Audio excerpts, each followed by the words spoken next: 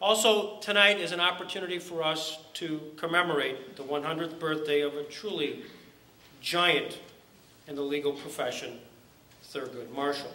My topic tonight is Jackson and Marshall, and to reverse the names, the ages, the ranks in a sense, and the chronology, my topic is Marshall's effect on Jackson.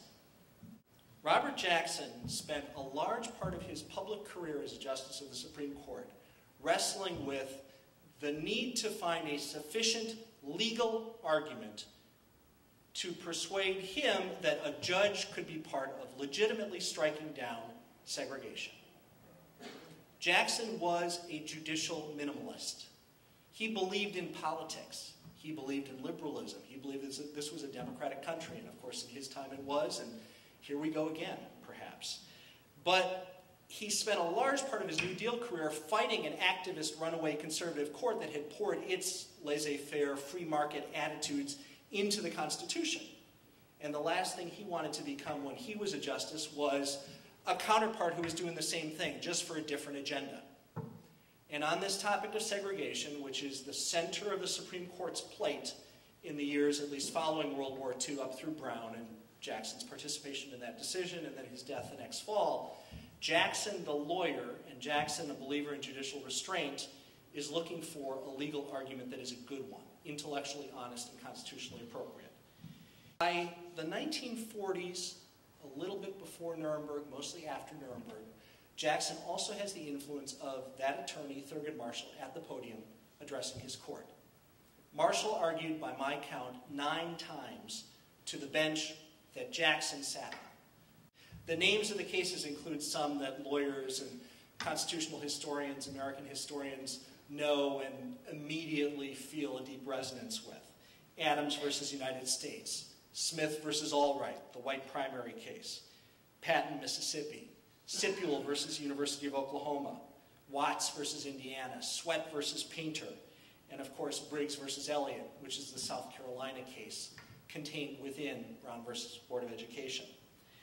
And over those 9 cases, Marshall wins 7 times. Every time he wins Jackson's vote. Every time he loses 2, he loses Jackson's vote, along with the majority of the justices. But Jackson's decision-making, I think, shows the educative process of Marshall on Jackson. In 1950, the court really struck down segregation. Brown took 4 more years, but deciding the graduate school case from Oklahoma, McLaurin, and the law school case from Texas, Sweat versus Painter, was the big step. And it was unanimous court. It was a Vincent court. And it's a court that ducks what this means for Plessy, but other than that, really has done a lot of what Brown versus Board of Education takes down to the more difficult, numerous level of elementary and secondary education. The next year, 1952, is the first time that Brown is argued to the court. And in December of 1952, Jackson is part of the court that hears Thurgood Marshall argue Briggs versus Elliott and the companion cases, and they conference on it, and they discuss it, and they discuss it, and they never really take a final vote, and ultimately it's put over. In that 1952 time period, this is some of what Jackson says from the bench during the questioning. He asks Marshall, would the argument against racial segregation affect the Indian policy, the segregation of the Indians? Marshall replies that he thought it would, but that the Indians have not had the judgment or the wherewithal to bring lawsuits, which is a good sidestep. A lawyer trying not to be responsible for more than the case he's arguing. Interestingly, that's where the official transcript stops. The newspaper reports from the time, which I don't think have any reason to be questioned, show that Jackson had an additional comment that was part of this question. Jackson, according to the press, replied, they don't have a Thurgood Marshall. A flippant, quite typical Jackson comment, actually, that I believe he probably edited out of the official transcript. But it's there in the Washington Post, the New York Times, and so forth. During this bantering exchange in December of 1952, it's a tough question.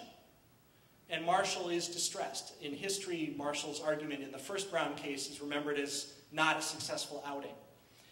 Here's where it gets interesting, and in this room it gets particularly interesting. Thurgood Marshall was a Mason, as was Robert Jackson.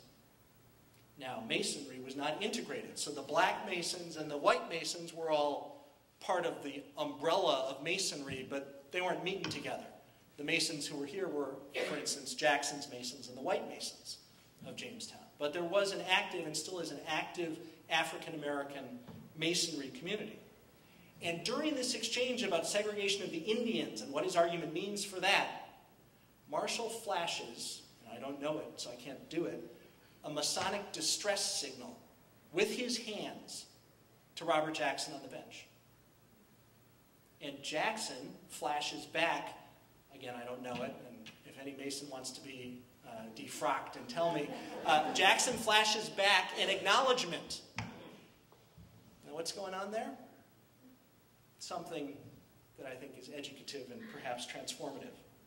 The court puts the case over and it's re-argued again the next December, December of 1953. And on that occasion, the questioning doesn't include a question about Indians. It does include a fair number of questions from Jackson. It includes what turns out to be the final Supreme Court argument of John W. Davis on behalf of the South Carolina school segregation system. And at the end, the court leaves the bench, takes the matters under advisement, and the justices repair to their chambers. Except, and this was very unusual for him, Robert Jackson goes bounding down the hallway to the chambers of Felix Frankfurter. It usually worked the other way around. Frankfurter would bound to everyone else's chambers. Jackson didn't do a lot of that. But on this occasion, he did. And we know about it because he was so exuberant he forgot to notice that Frankfurter had two guests. And he bursts through the door of Frankfurter's chambers and he says, "Wasn't that colored fellow magnificent? He simply creamed John W. Davis." Now that was Thurgood Marshall making the 14th Amendment argument that ultimately is the Earl Warren opinion in Brown. In May of 1954, as Warren, the Chief Justice, is writing that opinion, Robert Jackson's in the hospital. He's had a very serious heart attack at the end of March 1954. He spends 7 weeks in Doctor's Hospital. He literally leaves the hospital and goes directly to the bench on May 17th to be visibly part of a unanimous court, physically present as Brown is handed down. Well, in between the heart attack and that May 17th decision date is the opinion drafting. And Warren has worked the hallways and persuaded Stanley Reed not to dissent and so forth. Then he drafts, and then he gets everybody to sign on to the opinion. He brings the draft to Jackson in the hospital. And Jackson reads it. Barrett Prettyman is actually there visiting Jackson, and the Chief Justice and Jackson kick Barrett out, and he goes down the hall. And Jackson reads it. Warren leaves. Barrett comes back in. Jackson gives it to Barrett to read. Then they talk about it, and Jackson's quite happy with the straightforward simplicity, not much legal pretense, human justice type of opinion that Earl Warren had written. But Jackson wants one insert. He wants a sentence added, and he had scrawled this out himself, given it to the Chief Justice, and the Chief had agreed to add it. And you find this sentence in Brown versus Board of Education. This is Robert Jackson's sentence. It's a juxtaposition to a passage about the past. Today, in contrast, many Negroes have achieved outstanding success in the arts and sciences, as well as in the business and professional worlds. Now, who do you think that sentence was about? Think probably first and foremost Thurgood Marshall, the lawyer who had won Robert Jackson, who won the man and the lawyer with his argument. I think part of what Thurgood Marshall accomplished was at the grand level of 14th Amendment teaching and advocacy, and at the level of constitutional jurisprudence. And part of it was at the very basic level of human rights and personal contact. The 14th Amendment, our Constitution, the foundation of our modern country, is framed in the name of equality. And if you have to juxtapose two words, I'll take that one. And that was the one he lived for, and he litigated for, and he won. Thank you.